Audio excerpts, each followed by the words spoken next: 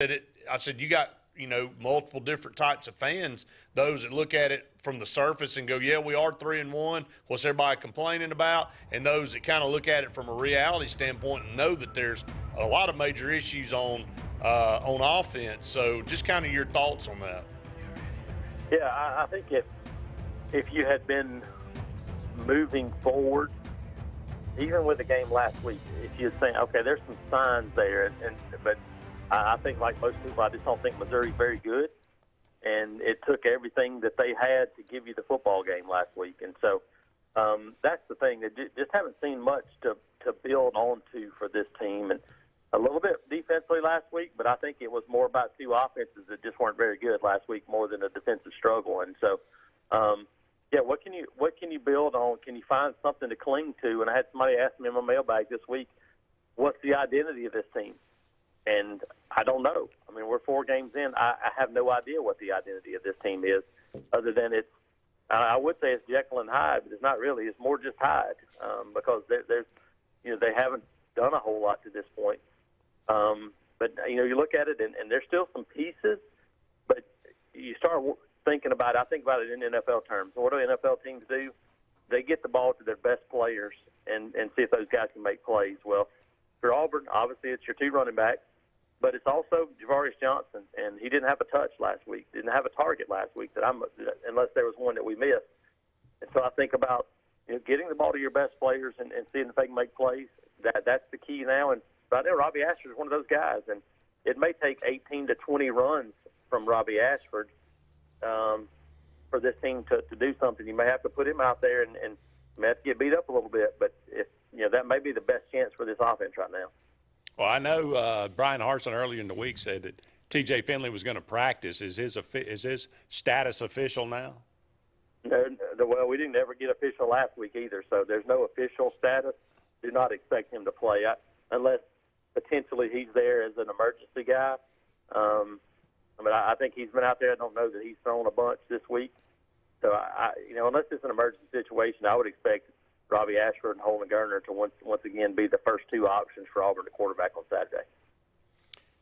Jason, again, I think going back the first 5 games here, this homestand, if Auburn loses tomorrow and you look forward, the real hard part of the schedule is still upcoming. I mean, this team is desperate for some type of positivity. I talked about that on this show earlier this morning, and just something that could get some momentum. But, Andy brought up earlier in the show the last couple of weeks, Auburn's gotten off to a good start and then went in the tank on offense. I think right now the psyche of this team is very fragile, and you're holding on. And, I'm not going to put you on the spot and ask you to predict the future of Brian Harsin, but it just feels like this carrying over week after week after week is a little bit too much weight for this team to bear. And I think maybe the inevitable probably should happen sooner than later. And I hate to say it that way, but this is going to be talked about every week. Oh, if Auburn loses, by this margin, or if they do this, I think that's something this team's going to have to bear every week. The only way it changes, to me, is if you go out. I mean, you got to win Saturday, but you honestly, you got to win one of those 2 road games. I just don't know that this team has it in them. And if you're sitting there and you're 5-2 at your bye week, and you have taken some steps forward, that's the thing. Again, we keep coming back to. They won a game last week, but it sure didn't feel like a win.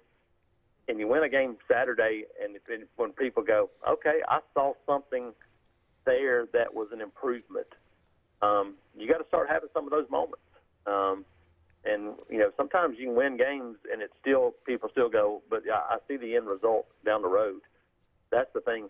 You got to improve. You got to win games to have any shot at building a substantial 2023 recruiting class.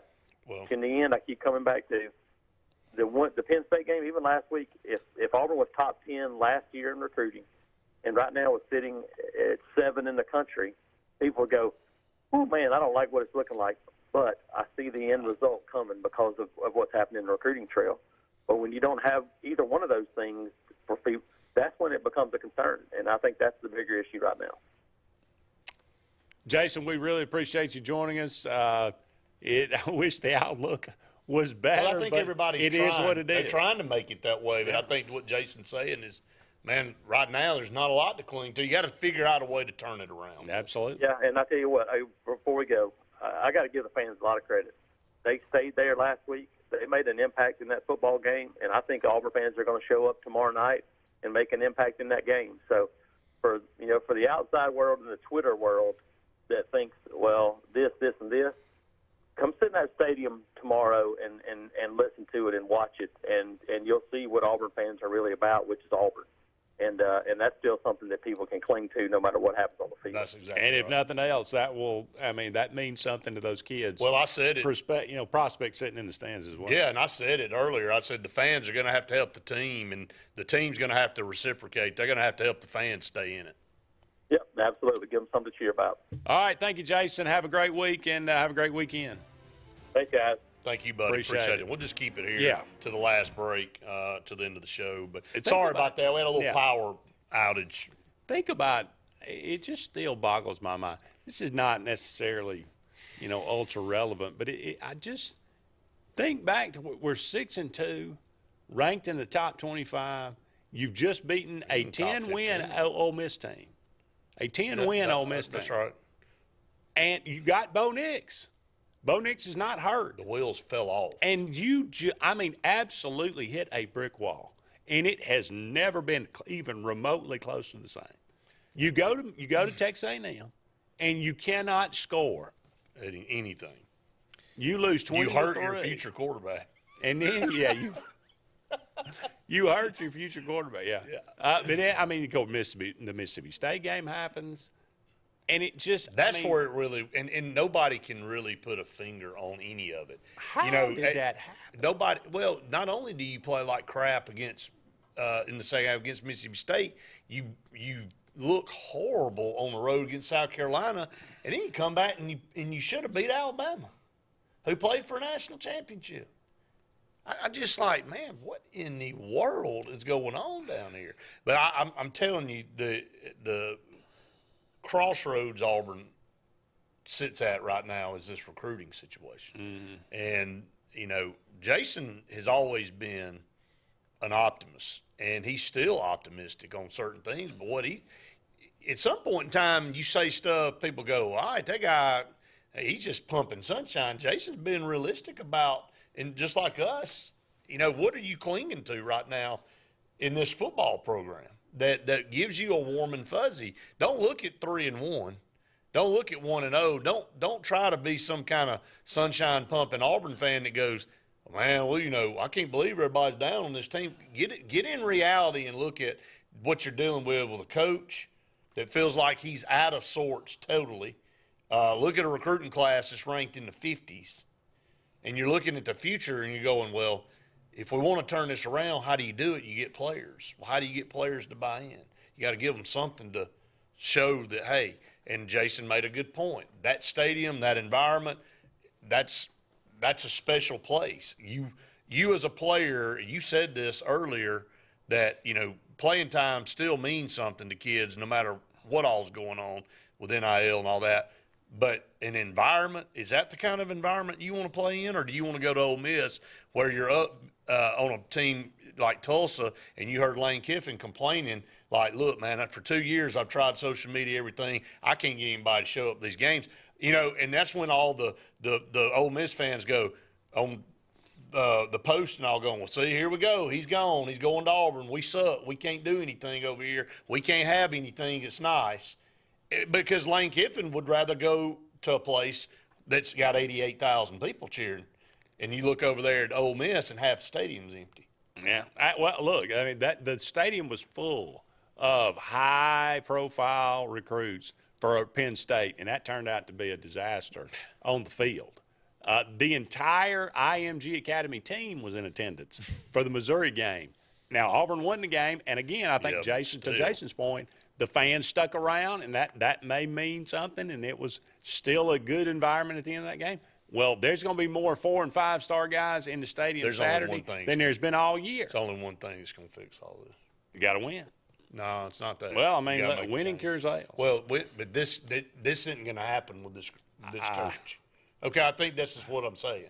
You know, yes, nobody is excited. Gary asked me, you know, what do you think about this week? I said, is there anything from your perspective making you think Auburn's offense is going to miraculously catch fire and put a bunch of points on the board when they couldn't put but 17 against Missouri? No. I mean, so again, the quote is, whatever is inevitable must happen immediately. I mean, if it's bad enough tomorrow night, is he out? This is what we're going to continue to talk about. If it doesn't happen that week, it'll happen after the Georgia game. So you thinking at minimum he's got a couple more games left? I would think yes. Unless he finds a way to win. Which you're betting on miracles. If that does he happens. have the players to pull that off? It's like Jason said. You know, what gives you any hope that you can go and win one of these road games? What gives me hope against LSU is I believe they're capable of turning the ball over 5 times. And that's what I think it would take, probably. Good Lord. So, I mean. You talking about another ugly. I mean, you know. You talking about rolling some ugly football out on that field. Oh, it's going to be ugly. There's no doubt. Quickly, let's run through here. There's some games. How about Wake Forest at Florida State? Wow. Number 23, number 22. Can Wake go in there? Can Florida State start 5-0? They can. Will they?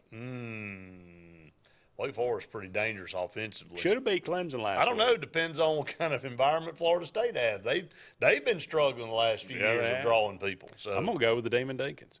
Okay. West Virginia at Texas. Texas coming off a loss to Texas Tech. Nobody cares. Nobody cares. How about SMU versus Central Florida? How about Brett Lashley versus Protege versus Mentor? How about that? All right, LSU at Auburn. What do you say? 31-17 LSU.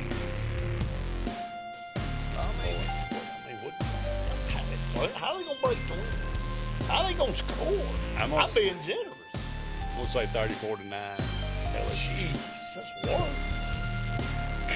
Good Lord. Yeah, we'll be talking about new coaching search next week. That's going to wrap it up for us. Thank you so much for all of you out there being with us. He's Brett Pritchard. I'm Andy Graham. War Eagle, everybody. Have a great weekend. We'll talk again soon.